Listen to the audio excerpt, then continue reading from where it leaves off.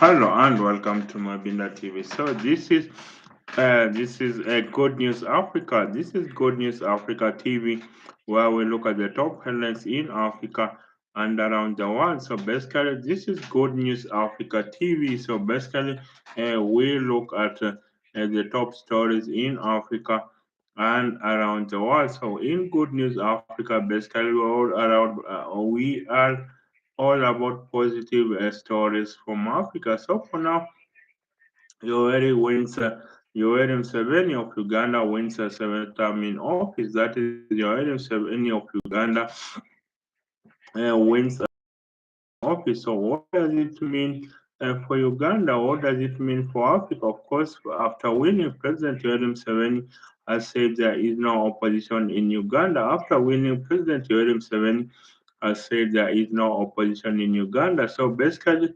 what does that mean? That means that basically Uganda is now one person kingdom. Now Uganda is a kingdom of Yoweri Museveni. Remember, if a democracy is unchanged, it very quickly moves into an establishment, and then from an establishment, it moves into an oligarchy, a dictatorship, and finally a monarchy. So President Yoweri Museveni has said that there is no opposition in Uganda. So what does he mean when President Museveni says that? I think the opposition in Uganda is weakened, and of course, the sole opposition figure that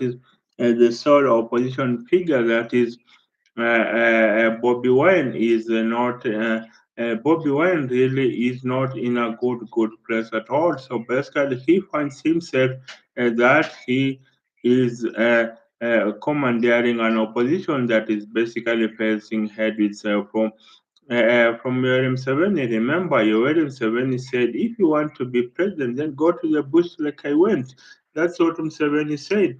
Told Kiza Besigye, if you want the presidency, go to the bush like I did. That is what Yoweri Museveni told Kiza Besigye. So you can see that basically this is not what we expected. And I think for now, I think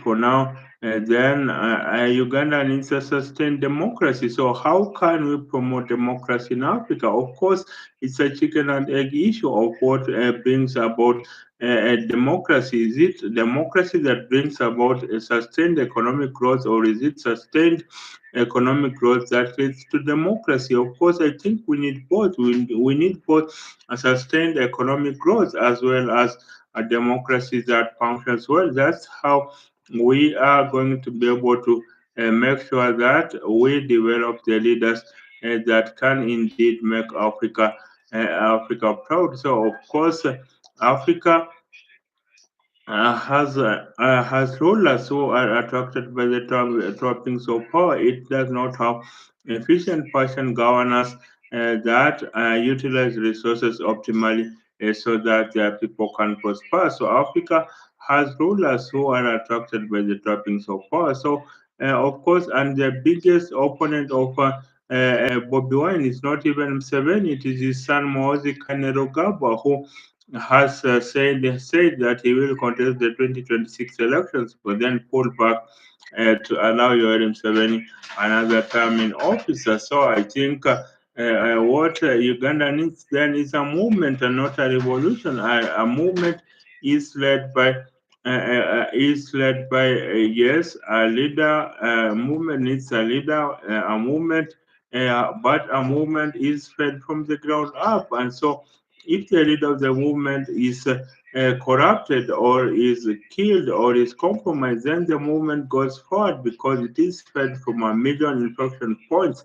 So it can adapt, it can change, it can grow, it can go all the way to be a movement can grow and mutate. And so basically, that's how you see, like in Libya, it did not have a movement, it had a revolution or led by one Muammar Gaddafi. So when Muammar Gaddafi was killed, then the movement amounted to a note, and this is why I say a movement needs, and this is why I say Africa needs a movement. It does not need a revolution. So, of course, the recent elections in Uganda, of course, the opposition in Africa is having such a hard time. That is, the opposition in Africa is having such a hard time.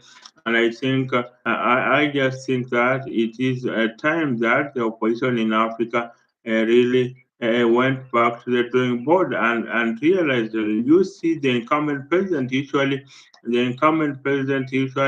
has the courts, has the and the incumbent president has the courts, the incumbent president has the courts, the incumbent president has the judiciary, has the police, has the army. So that is why they're able to stay in power for that long. That's how incumbent presidents so hard to be them. But I think there have been opposition wins in recent times that are encouraging. You had in Zambia, the opposition candidate Hakainde Hichilema beat the ruling party candidate, that is Edgar Lungu, now deceased. You had in Nigeria, the opposition candidate then, Muhammadu Buhari, beat the, of course, now deceased, beat the incumbent president, Goodluck Jonathan. Then, of course, you had in and then you had in Ghana, the opposition candidate Nana Akufo-Addo beats the incumbent president John Mahama. Then, of course, Mahama is back in power. And I think in Malawi in 2020, you had the opposition candidate Lazarus Chakwera beat the opposition candidate Peter Mutharika. Of course, now Peter Mutharika is back in power. Then, of course, in Gambia in 2016, you had the opposition candidate then Adama Barrow beating the incumbent president Yahya Jammeh. So basically, I think what we need in Africa is a peaceful transfer of power. The American former president Ronald Reagan said that the peaceful transfer of power from one administration to another was simply a miracle, and I think that's what needs to happen. I think Africa needs to be able to I think Africa needs to be able to have a peaceful transfer of power.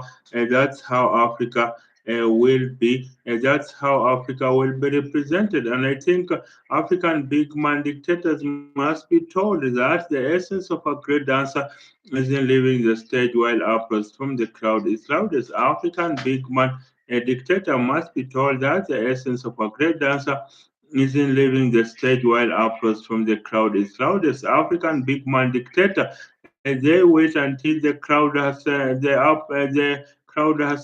stopped, audience has stopped clapping, or even left the auditorium altogether. And this is why, and then you have all these dictators being dragged by the military junta. I think what is happening in West Africa, that is by the likes of what is happening in West Africa by the likes of the military junta in Malawi, in Mali, the military junta in Burkina Faso and Niger. They are basically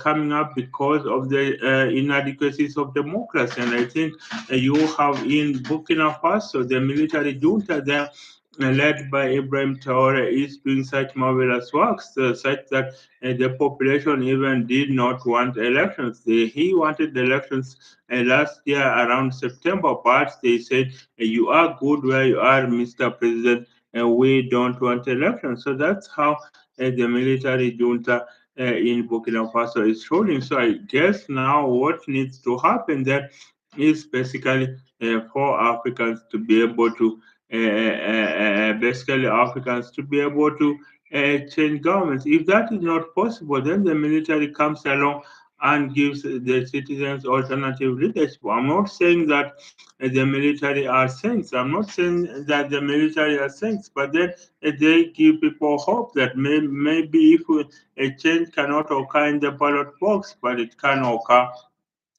a change can occur through the power of the barrel, the power of the gun, and of course, sometimes it leads to dangerous precedents. But of course, the African Union always condemns military takeover of countries. But then, of course, the African Union is not the citizens. They don't stay in those countries. It is the citizens that openly celebrate in the streets when the military takes over. And I think that is how you have civilians being led by a military regime. So, what do you think about Yoweri Museveni winning a landslide win, getting a landslide win uh, in Uganda? Is he going to be a right president? Of course, he is borrowing the script from the Cameroonian dictator Paul Biya, who has been in power for now 42 years. He's now 92 years